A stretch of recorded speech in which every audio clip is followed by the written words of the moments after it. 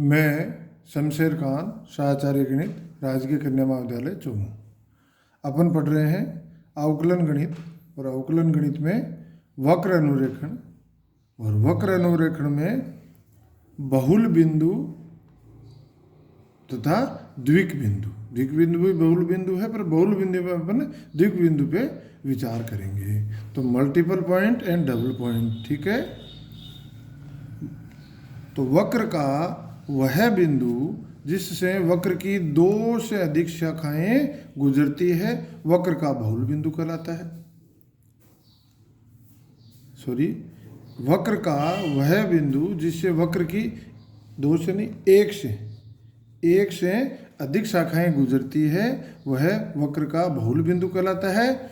और एक से अधिक मतलब दो, यदि किसी बिंदु से, वक्र के किसी बिंदु से वक्र की दो शाखाएं गुजरती है तो उसे क्या कहते हैं? द्विक बिंदु।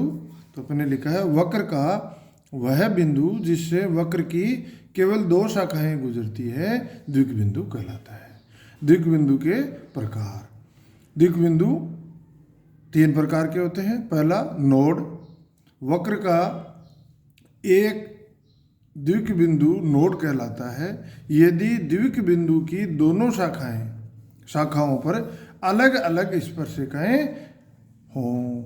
मतलब पहले तो वो द्विक बिंदु हो, फिर द्विक बिंदु पे वक्र की जो शाखाएं हैं उस बिंदु पर, तो उन शाखाओं पर अपन उस द्विक बिंदु पर उसकी दोनों शाखाओं पे अपन स्पर्शिकाएं खींचें, और वो स्पर्शिकाएं जैसे इस शाखा पे स्पर्शिका हो गई ये, और इस शाखा पे स्पर्शिका हो गई ये, तो ये दोनों स्पर्शिकाएं अलग अलग हों तो वह बिंदु क्या कहलाता है? नोड कहलाता है। वह द्विक बिंदु क्या कहलाता है? नोड कहलाता है।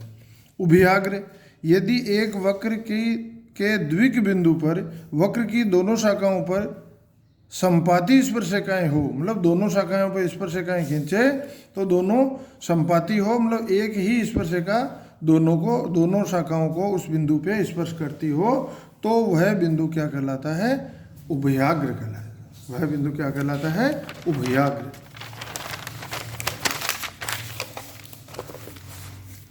और उभयाग्र भी क्या होते हैं?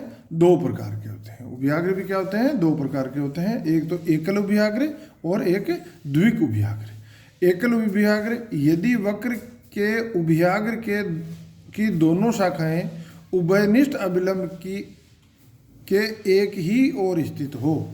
सबसे पहले तो उभयाग्र, तो ये दो वक्र की स्पर्शिकाएं हैं और ये है द्विक बिंदु है, और ये वक्र की दो शाखाएं हैं ये, और इन दोनों शाखाओं पे जिस बिंदु से गुजर रही है वो बिंदु द्विक बिंदु हो गया, और इस द्विक बिंदु पर अपन स्पर्शिका खींचें तो ये दोनों की उभयनिष्ठ स्पर्शिका, तो दोनों रेखाओं की एक ही स्पर्शिका।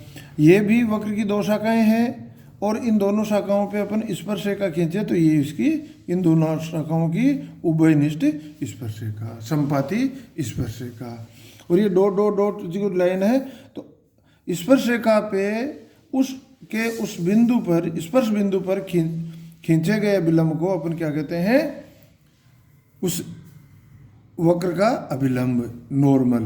तो इस स्पर्शिका के इस बिंदु पर ये अभिलंब है, इस स्पर्शिका के द्विक बिंदु पर यह अभिलंब है। तो ये दोनों शाखाएं, यदि स्पर्शिका की दोनों शाखाएं उभयनिष्ठ अभिलंब के एक ही तरफ हो, ये दोनों चित्र देख लो, तो वो क्या कहलाता है? एकल उभयाग्र। अब एकल उभयाग्र दो जाति के हो सकते हैं, एक तो प्रथम जाति का, एक द्वितीय जाति का। यदि वक्र की दोनों शाखाएं स्पर्शिका के एक ही तरफ हो जब, तो वो क्या कहलाता है? द्वितीय जाति का। और स्पर्शिका के वक्र की दोनों शाखाएं दोनों तरफ हो तो वो क्या कहलाता है? प्रथम जाति का एकल उभयाग्र। तो ये तो है प्रथम जाति का एकल उभयाग्र, यह है द्वितीय जाति का एकल उभयाग्र। अब है द्विक, एक तो अपन ने पढ़ लिया एकल उभयाग्र, अब है द्विक उभयाग्र।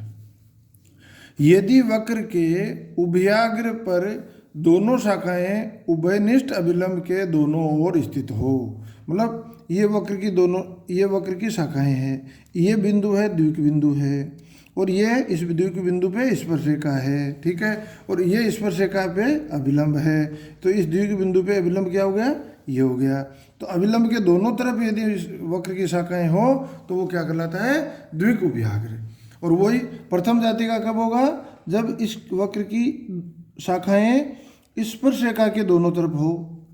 पहले तो अभिलंब के दोनों तरफ, तो देखो ये अभिलंब के दोनों तरफ, ये भी अभिलंब के, ये जो अपना अभिलंब है इसके दोनों तरफ है शाखाएं, तो ये तो हो गया द्विकुभ्याग्र। अब ये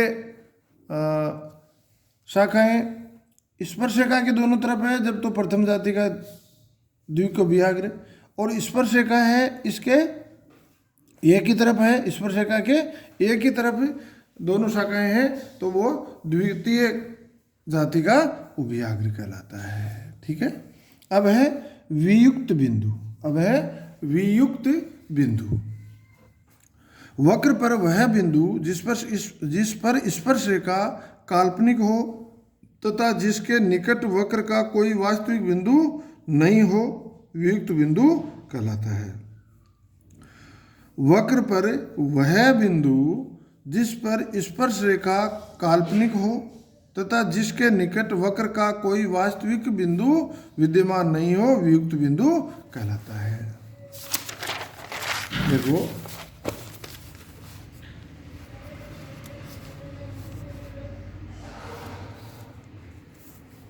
ये अपना वक्र है और ये एक्स एक्सिस से वाई एक्सिस से वक्र है, तो ये द्विक बिंदु है, ठीक है। अब ये बिंदु है, ये तृतीय प्रकार का द्विक बिंदु है, वियुक्त बिंदु। ये क्या है, वियुक्त बिंदु। देखो वक्र इस बिंदु के नजदीक कोई भी इसका वास्तविक बिंदु, वक्र का वास्तविक बिंदु यहीं खत्म हो जाता है, तो यहाँ से लेके वह कोई इसके समीप मतलब इसको टच करता हुआ वक्र का कोई वास्तविक बिंदु विद्यमान नहीं है। दूसरा, इस बिंदु पे अगर स्पर्शिका खींचे तो वो काल्पनिक होगी। तो ऐसा बिंदु जिसपे वास्तविक स्पर्शिका नहीं हो, मतलब जिसपे खींची गई काल्पनिक स्पर्शिकाएं हो तथा वक्र का कोई वास्तविक बिंदु इस बिंदु के समीप नहीं हो, तो ये बिंदु क्या कहलाता है, वियुक्त बिंदु। तो -a0 वियुक्त बिंदु है। अब द्विक बिंदु होने के लिए आवश्यक शर्त, द्विक बिंदु होने के लिए आवश्यक शर्त, वक्र fxy = 0 के बिंदु xy के द्विक बिंदु होने की आवश्यक शर्त। fx का मतलब del f upon del x = 0 और fy मतलब del f upon del y = 0। ये तो आवश्यक, मतलब कोई बिंदु द्विक बिंदु है तो उस बिंदु पर, किस बिंदु पे, इस बिंदु पर। इसका मतलब क्या है, del f upon del x = 0 का मतलब क्या है, जो अपना बिंदु है, मान लिया ए बी कोई बिंदु है, द्विक बिंदु है, तो इस बिंदु पर इसका मान 0 होगा, और del f upon del y कोई अगर ए बी द्विक बिंदु है तो ए बी पर del f upon del y का मान 0 होगा, ठीक है। तो द्विक बिंदु ज्ञात करने के लिए 3 समीकरणों की सहायता से एक्स वाई का मान ज्ञात करते हैं। F X Y, F X F Y मतलब एफ का एक्स के सापेक्ष आंशिक अवकलन करके 0 के बराबर, एफ का वाई के सापेक्ष आंशिक अवकलन करके 0 के बराबर, और जो वक्र का दिया हुआ समीकरण है एफ एक्स वाई = 0, इन तीनों से अपन एक्स वाई का मान निकाल लेते हैं। और उस बिंदु पे जो, तो फिर इनसे जो मान आएगा वो द्विक बिंदु होगा, और ये द्विक बिंदु नोड होगा, उभयाग्र होगा या वियुक्त बिंदु होगा। ये जो द्विक बिंदु अपने को प्राप्त होगा इन तीनों समीकरणों की सहायता से, वो नोड होगा,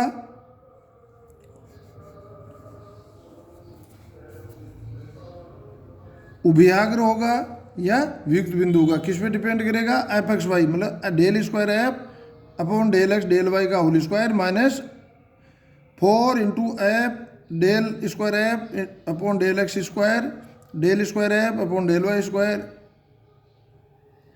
इज ग्रेटर देन 0। इस समीकरण का मान अगर ग्रेटर देन 0 है तो जो बिंदु अपने को प्राप्त हुआ वो क्या है, नोड है।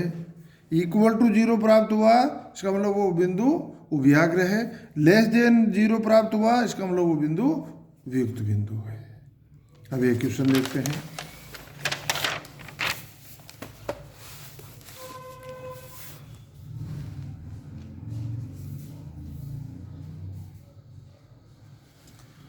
प्रश्न है, प्रदर्शित कीजिए कि वक्र y square equal to B X tan X upon A, Y square equal to B X tan X upon A मूल बिंदु पर ए तथा बी के विपरीत चिन्ह या समान चिन्ह होने के अनुसार क्रमशः वियुक्त बिंदु या नोड होगा।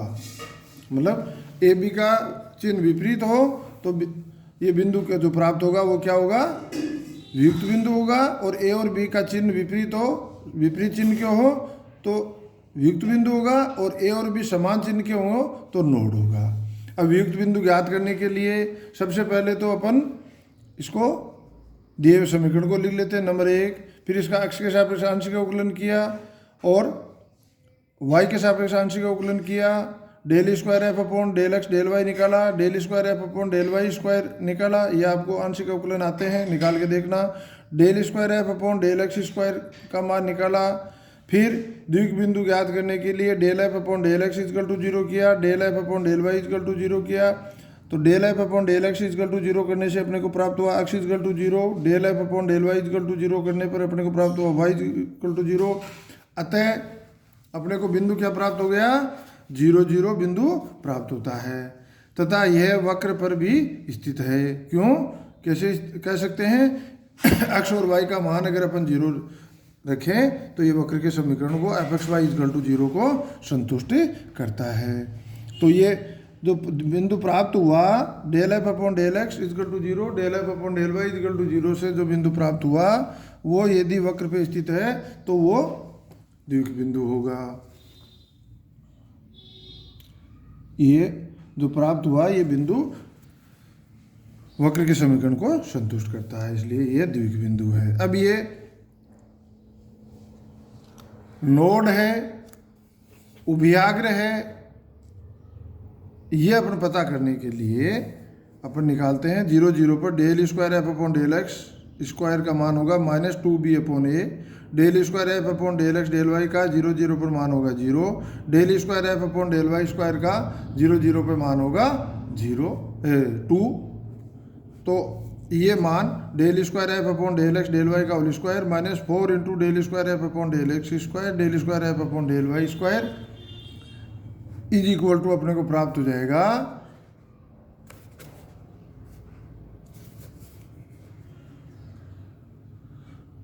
16b अपॉन ए। तो अब इसका मान, इस व्यंजक का मान ग्रेटर देन 0 लेस देन 0 कब होगा, यदि ए और बी का मान समान है, चाहे माइनस हो चाहे प्लस हो, तो इसका मान होगा पॉजिटिव। तो इस व्यंजक का मान हो गया ग्रेटर देन 0 और ग्रेटर देन 0 है, इसका मतलब ये बिंदु 0 0 नोड है। ये क्या होगा, नोड होगा। इस स्थिति में क्या होगा, नोड होगा। ठीक है। और यदि विपरीत चिन्ह के हैं तो लेस देन 0 है, तो इस स्थिति में क्या होगा, वियुक्त बिंदु होगा। इस स्थिति में क्या होगा, वियुक्त बिंदु होगा। धन्यवाद।